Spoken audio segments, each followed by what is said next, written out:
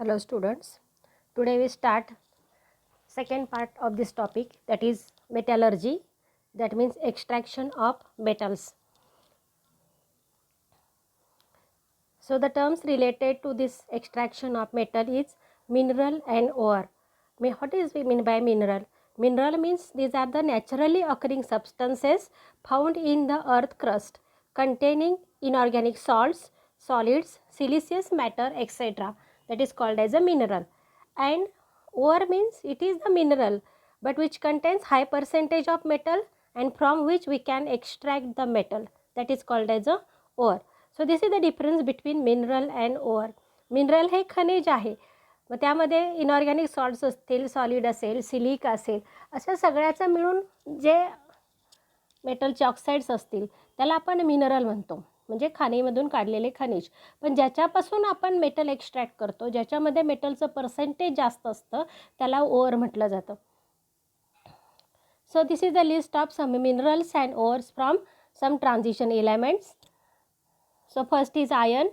So iron have 5 minerals: hematite having formula Fe2O3, magnetite formula Fe3O4, limonite Fe2 twice Fe2O3 thrice H2O, iron pyrite that is FeS2, siderite FeCO3.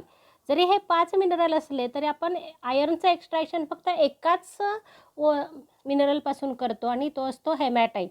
त्यामुळे हेमॅटाईट हा काय तर ओअर of the iron आहे. आता त्यानंतर आपण दुसरा बघणार आहे तर कॉपर. तर कॉपरचे 3 मिनरल्स आहेत: chalcopyrite that is CuFeS2, chalcocite and cuprite Cu2O. यामधला चाल्कोसायराइट आणि pyrite, these are the 2 ores of copper from which we can extract the copper which contains high percentage of copper. So next is zinc. So zinc has 3 minerals: zinc blend having formula ZnS, zincite have formula Zn oxide ZnO, and calamine have formula ZnCO3. So from these 3 minerals the ore is only one, that is zinc blend, from which we can extract the zinc metal. That means zinc blend contains high percentage of zinc, so we can extract the zinc from zinc blend. So this is the difference between mineral and ore. So next point is, what is metallurgy? So metallurgy means it is extraction of metal from its ore, that is called as metallurgy. So this metallurgy, there are 3 methods. Commercial extraction of metal from its ore, that is called as metallurgy.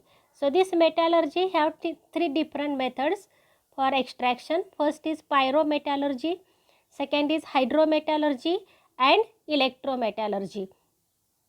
So for extraction of metal तुम्ही कोणत्या पद्धतीनं ते करतायत त्यावरून पायरोलायसिस म्हणजेच heating करता, heating at high temperature by using reducing agents, किंवा hydrometallurgy म्हणजे extraction from their aqueous solution, और electrometallurgy that means extraction by using electrolysis process. तर ह्यातले कोणती तुम्ही मेथड वापरताय त्यावरून ह्या टाईप्स असतात मेटॅलर्जीचे: पायरोमेटॅलर्जी, हायड्रोमेटॅलर्जी and electrometallurgy.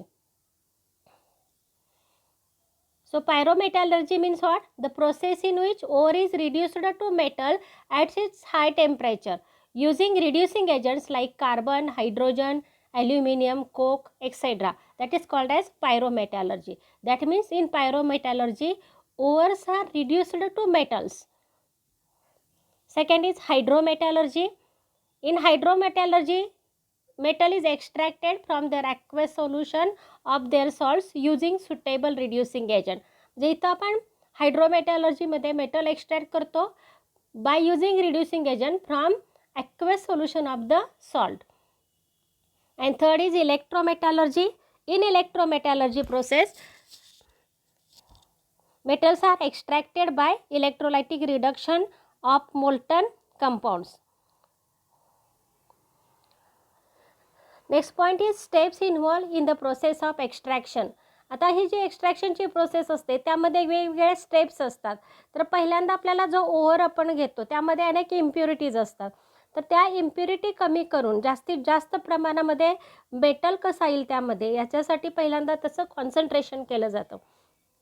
म्हणजे फर्स्ट स्टेप असते त्याचं कॉन्सन्ट्रेशन. तर कॉन्सन्ट्रेशन झाल्यानंतर मग आपण त्याला रोस्ट करतो किंवा वेगवेगळ्या मेथड्स वापरतो, इलेक्ट्रिकल रिडक्शन वापरू किंवा ॲक्वेस सोल्युशन पासून वापरू. तर जी पहिली स्टेप आहे कॉन्सन्ट्रेशन ऑफ ओअर, त्याच्याशी रिलेटेड पहिली टर्म आहे गँग्यू. गँग्यू means what? The sand, mud and other unwanted impurities which remains mixed with ओअर that deposit that R called as a गँग्यू. म्हणजे आपला जो ओअर आहे त्यामध्ये असणारं सँड पार्टिकल्स असतील, मड असतील किंवा ज्या काही अनवॉन्टेड इम्प्युरिटीज असतील त्यांना काय म्हटलं जातं? गँग्यू म्हटलं जातं.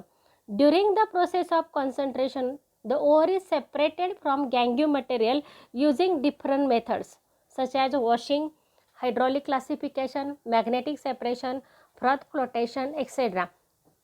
आता ही जी नावं आपण इथं बघतोय की हायड्रॉलिक क्लासिफायर असेल किंवा मॅग्नेटिक सेपरेटर असेल किंवा फ्रॉथ फ्लोटेशन प्रोसेस आहे, तर ह्या सगळा जुन्या सिलेबसमध्ये होता भाग, पण नवीन सिलेबसमधून हा काढून टाकलेला आहे. फक्त तुम्हाला त्यांची नावं माहीत असणं गरजेचं आहे. की मॅग्नेटिक सेपरेशनमध्ये तुम्हाला त्याच्यामधलं जो मॅग्नेटिक फील्ड अप्लाय केलं जातं, त्यामुळे जो मॅग्नेटिक मटेरियल आहे त्याची इम्प्युरिटी बाजूला होते. किंवा फ्रॉथ फ्लोटेशन प्रोसेस आहे ज्यामध्ये ज्या लायटर इम्प्युरिटीज आहेत त्याचा फ्रॉथ तयार होतो आणि तो जो फेस आहे हा वरती तरंगतो.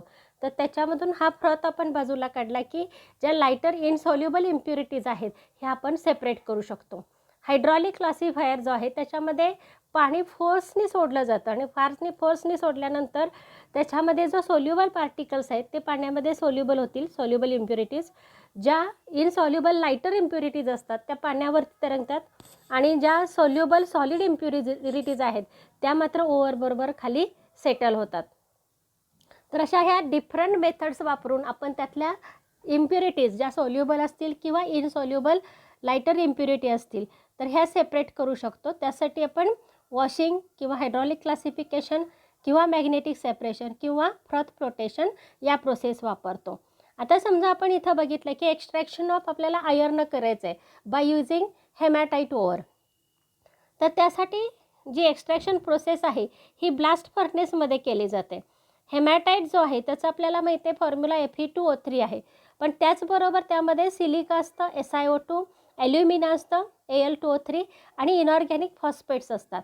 म्हणजे ह्या सगळ्यांना मिळून काय झाला? हा गँग्यू झाला. Along with ore there is silica, alumina and some phosphates that are impurities. So flow chart for extraction of iron. पहिल्यांदा आपण जो आयर्न ओअर घेतो त्याचं क्रशिंग किंवा ग्राइंडिंग करतो, बारीक तुकडे करतो. त्यानंतर त्याचं कॉन्सन्ट्रेशन केलं जातं. Ore is concentrated by different methods. After concentration त्याचं रिडक्शन केलं जातं. रिडक्शनसाठी आपण वेगवेगळ्या पद्धती वापरतो आणि रोस्टिंग असेल किंवा इलेक्ट्रिकल रिडक्शन असेल किंवा ॲक्वेस सोल्युशनमधून आपण रिडक्शन करतो. म्हणजेच ह्या कॉन्सन्ट्रेशन झाल्यानंतर आपण कॉन्सन्ट्रेशन पण वेगवेगळ्या मेथडनी करतो, रिडक्शनसुद्धा आपण वेगवेगळ्या प्रोसेस वापरून करतो. रिडक्शन केल्यानंतर आपल्याला मेटल मिळतो, पण त्याचबरोबर जे काही इम्प्युरिटीज त्यामध्ये असतात, काही बाय प्रॉडक्ट्स असतात, हे बाय प्रॉडक्ट्स त्याचे बाजूला करण्यासाठी त्याचं रिफायनिंग केलं जातं आणि after refining we get pure iron. हे झालं त्याचा फ्लो चार्ट की iron ore is plus crushed, then it is concentrated, then it is reduced, then it is refined and then we get pure iron. आता याच्या ज्या पद्धती आहेत त्यामध्ये आपण बघितलं तर कॉन्सन्ट्रेशन ऑफ ओअरसाठी आपण वेगवेगळ्या प्रोसेस वापरतो. यामध्ये मॅग्नेटिक सेपरेशन असेल, ग्रॅव्हिटी सेपरेशन असेल, लिचिंग असेल किंवा फ्रॉथ फ्लोटेशन असेल, या पद्धतीनं ओअर काय होतो? कॉन्सन्ट्रेट केला जातो. त्यानंतर तो रिडक्शनसाठी पाठवला जातो. रिडक्शन हे आपण ब्लास्ट फर्नेसमध्ये करतो. तर ह्या रिडक्शनमध्ये रिडक्शन बाय कोक केलं जातं किंवा carbon monoxide, reduction by using heat, reduction by using aluminium और रिडक्शन बाय इलेक्ट्रोलिसिस प्रोसेस. तर अशा वेगवेगळ्या पद्धतीनं आपण ओअरचं रिडक्शन करू शकतो. देन रिफायनिंग, मेटलबरोबर आपल्याला काही बाय प्रॉडक्ट्स मिळतात, तर ह्या बाय प्रॉडक्ट्स आपल्याला सेपरेशन करायचं असेल तर त्यासाठी लिक्विफिकेशन किंवा डिस्टिलेशन, ऑक्सिडेशन, इलेक्ट्रो रिफायनिंग अशा वेगवेगळ्या पद्धतीने आपण त्याच्यातल्या बाय प्रॉडक्ट्स त्याचे रिमूव्ह करू शकतो आणि मग आपल्याला प्युअर आयर्न मिळतो. तर ह्या त्याच्या स्टेप्स आहेत, कॉन्सन्ट्रेशन, रिडक्शन, रिफायनिंग, ह्या 3 महत्त्वाच्या स्टेप्स आहेत आणि त्यानंतर आपल्याला प्युअर मेटल मिळतो.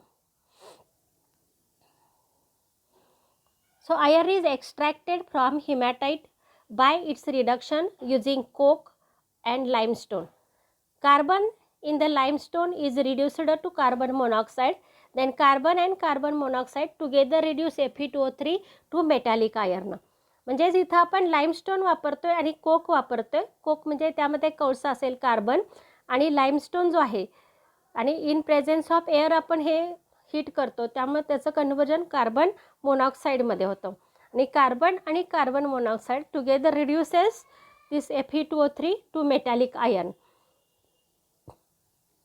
आता याची पहिली स्टेप आहे concentration. The powdered ore is washed by powerful current of water introduced in hydraulic classifier.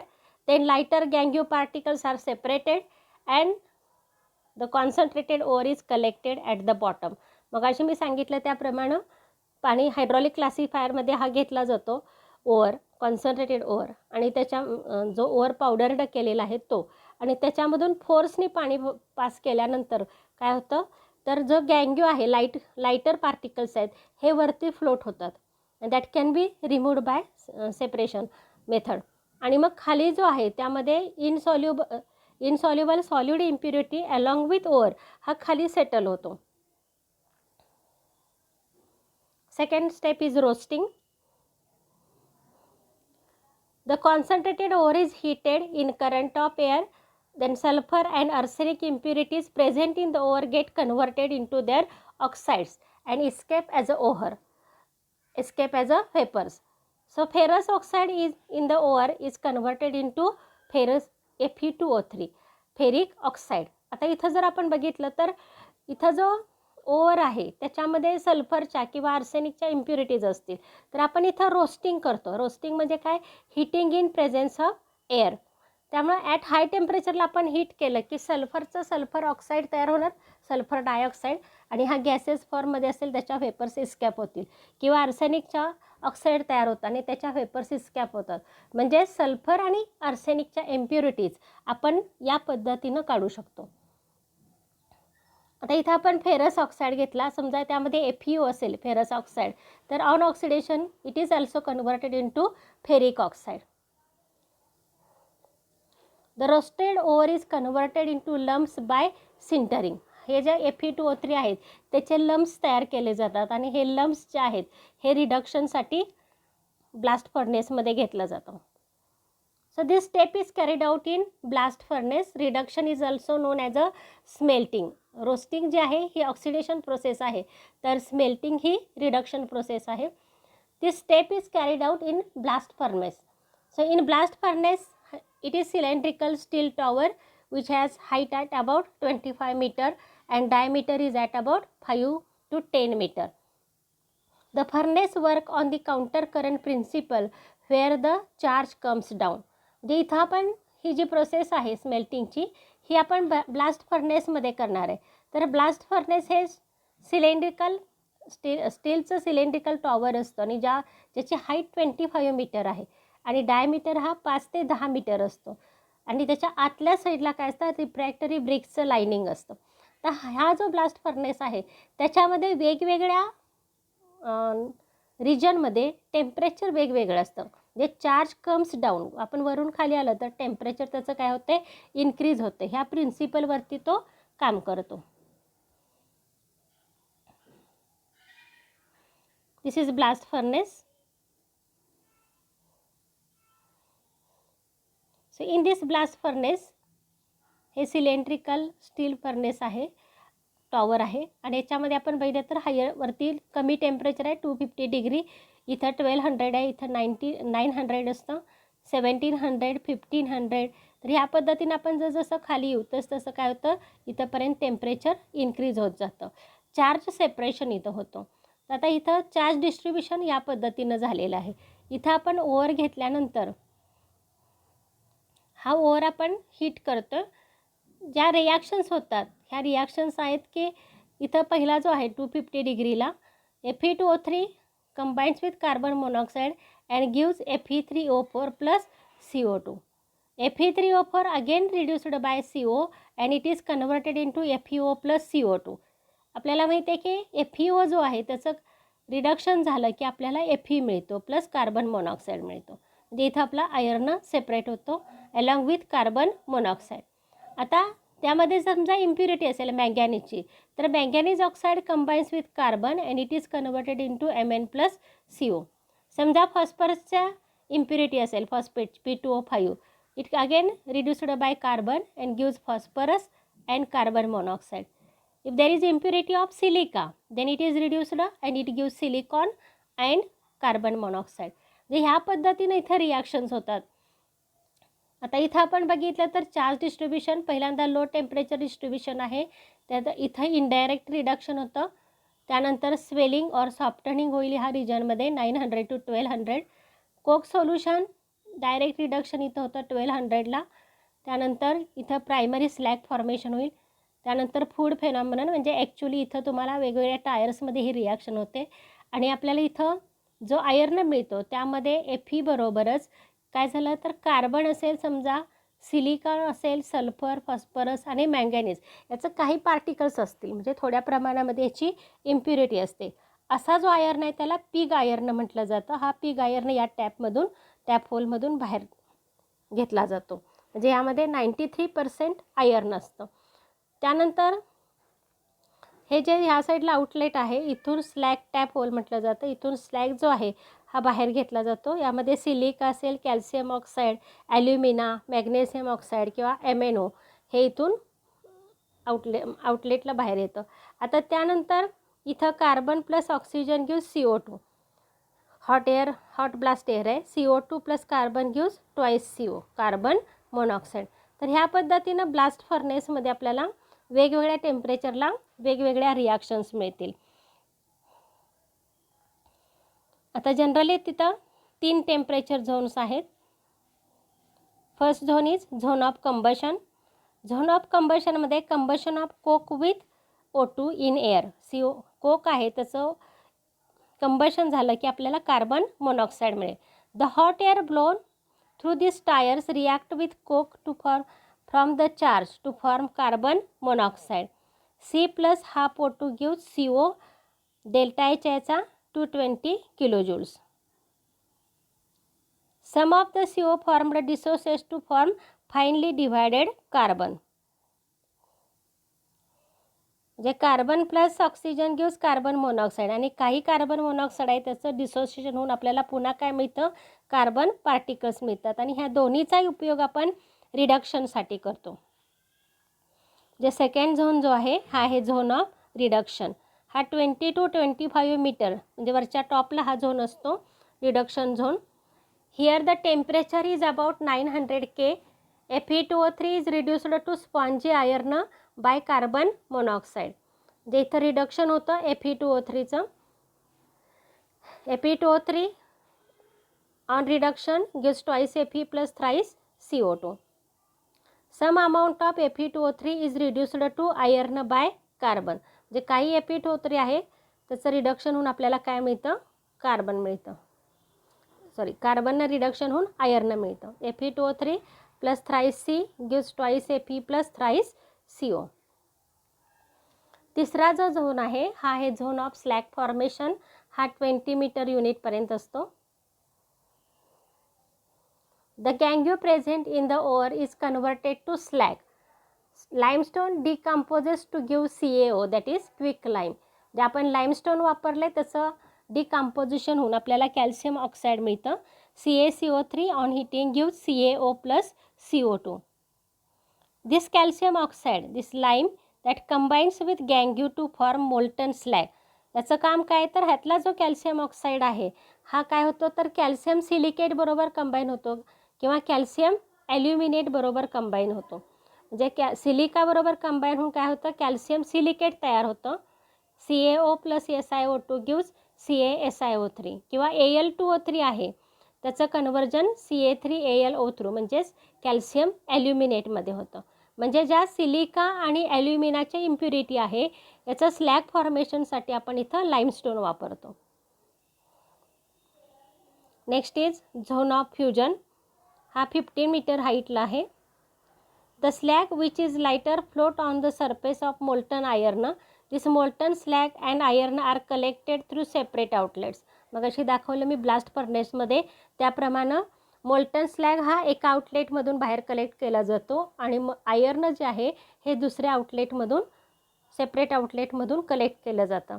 Molten iron is removed and cooled in moulds. It is called as a pig iron. जे molten iron आहे त्यालाच pig iron किंवा caste iron म्हटलं जातं. आणि शेवटी त्याचं refining केलं जातं. पुढची जी स्टेप आहे ही आहे refining. The pure iron can be obtained by electrolytic refining of impure iron and other method that given in the flow chart. म्हणजे आपण इथं रिफायनिंगसाठी इलेक्ट्रिकल रिफायनिंग वापरू किंवा कुठलीही पद्धत वापरू की ज्याद्वारे काय होतं, पिग आयर्नचं रिफायनिंग होतं आणि आपल्याला 100% प्युअर आयर्न मिळतो. आता ज्या रिॲक्शन्स इथं वेगवेगळ्या टेम्परेचरला होतात त्याची समरी दिलेली आहे. Summary of reactions taking place in the blast furnace. 500 K टेम्परेचरला loss of moisture from ore. At 900 K reduction of ore by CO. जे जो Fe2O3 आहे that reduction gives twice Fe plus thrice CO2. Then decomposition of lime. 1200 Kला काय होतं, लाईमचं decomposition होतं. CaCO3 gives CaO plus CO2. At 1500 K temperature, reduction of ore by carbon. This carbon Fe2O3 is reduced by carbon to give Fe and CO. And last at 2000 K, fusion of iron. CaO plus SiO2 gives calcium silicate or म्हणजेच इथं slag formation होतं. CaO plus Al2O3 gives Ca3Al O3 plus thrice O2. म्हणजे ह्या वेगवेगळ्या reactions आपल्याला वेगवेगळ्या temperature झोनला दिसतात. ह्या 500 to 2000 K टेम्परेचरला असतील. आता जे आयर्न आहे ह्या आयर्नचे वेगवेगळे फॉर्म्स आहेत. तर जनरली जो कमर्शियल फॉर्म्स ऑफ आयर्न्स आहेत हे 3 आहेत. First is cast iron, second is wrought iron and third is steel. म्हणजे इथं आपल्याला कास्ट आयर्न, रॉट आयर्न आणि स्टील असेचे 3 प्रकार आहेत. आता ह्या तिन्हीमध्ये फरक काय आहे, त्या कास्ट आयर्न म्हणजेच आपण बघितलं पिग आयर्न आहे, हे हार्ड अँड ब्रिटल असतं. It contains 4% of carbon and it is used for making pipes, manufacture of automotive parts, pots, pans and utensils.